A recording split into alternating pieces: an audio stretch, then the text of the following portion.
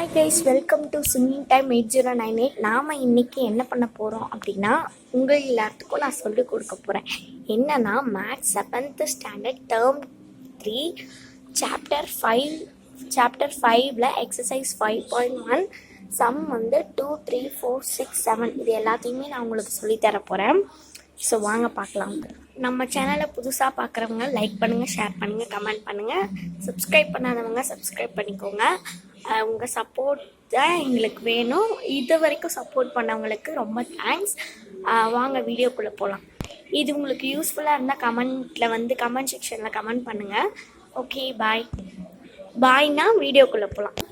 இதுதான் வந்து கொஷின். என்ன கொடுத்துருக்காங்கன்னா, ages of 15 students in 8th standard is 13, 12, 13, 14, 12 இந்த மாதிரி நம்பர்ஸ் கொடுத்துருக்காங்க. பார்த்துக்கோங்க.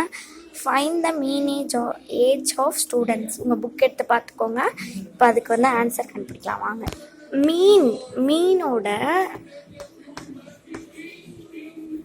மீனோட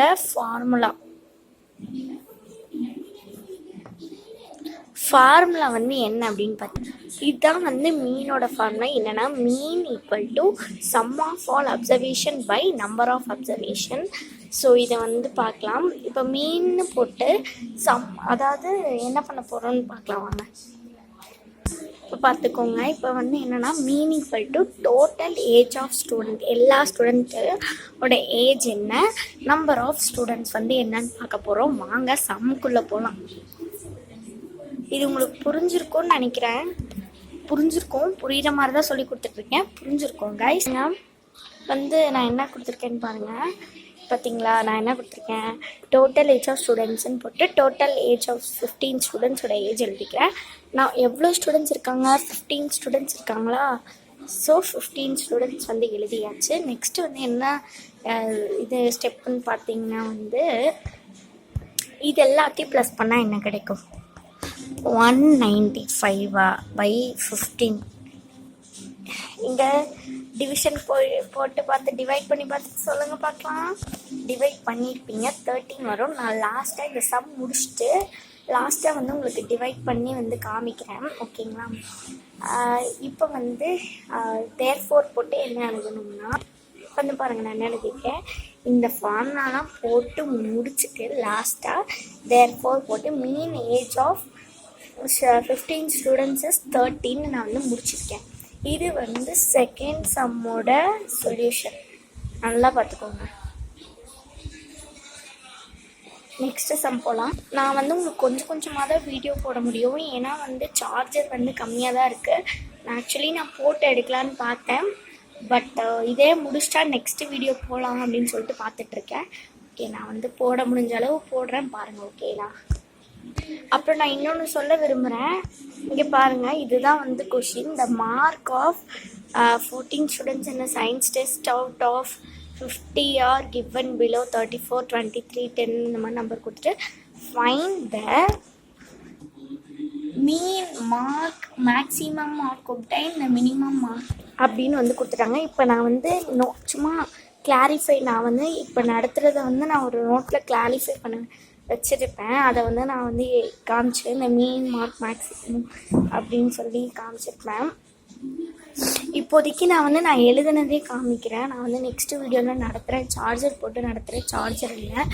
ஸோ நான் நெக்ஸ்ட்டு வீடியோவில் கண்டிப்பாக உங்களுக்கு எல்லா சமயம் நான் கிளாரிஃபை பண்ணி விட்டுறேன். இப்போ வந்து நான் நோட்டில் காமிக்கிறேன். பார்த்தீங்களா, மீன் மார்க் இது வந்துச்சு.